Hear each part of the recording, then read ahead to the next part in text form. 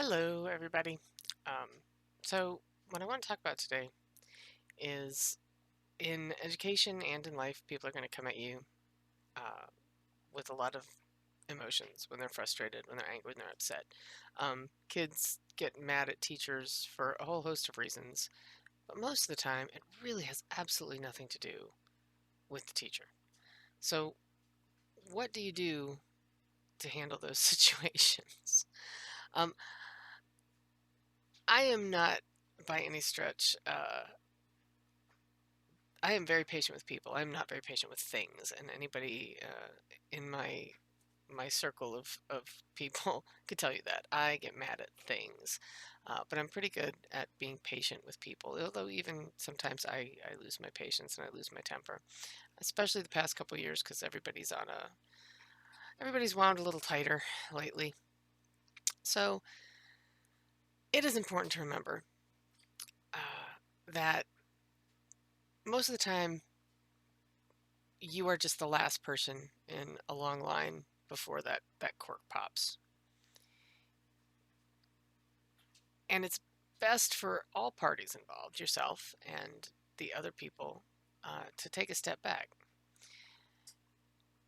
It's easy when you're a teacher to say, okay, I'm going to be the adult in the room. I shouldn't say easy, but it makes sense as a teacher to take a step back and say, I'm going to be the adult in the room and I'm going to walk away from this situation. I don't need to have the last word. I don't need to look like the big man. I can walk away from this and come back later and say, okay, what was that really about?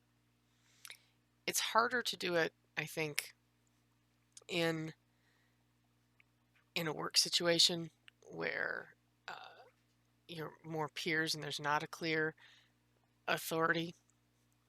I don't like to think of uh, I don't like to think of myself in a position of authority over my students. I'm in a position of responsibility. As the tech director, I'm in charge of certain things, but I prefer to think of it as responsibility and not necessarily authority, because I tell my kids all the time, I'm not smarter than you. I've just been doing this longer. So it's not that kind of situation.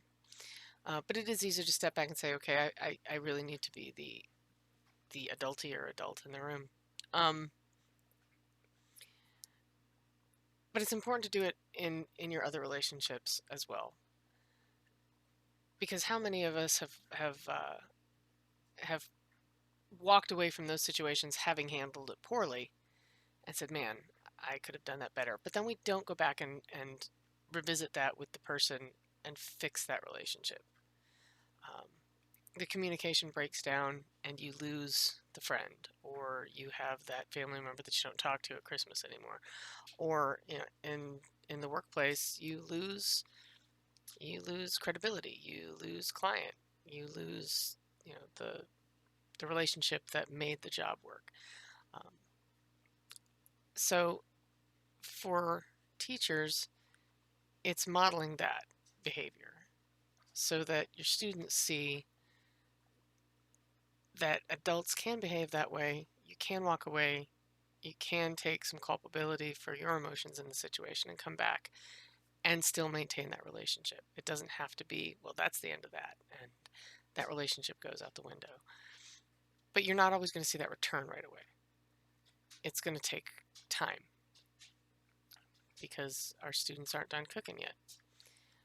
And sometimes we're not done cooking yet. Um, so that is my 2 cents today after 15 and a half hours of rehearsal where people got a little afraid and and you have to take a step back and assess how it went and come back at it the next day. So um, good night. Uh, have a good one.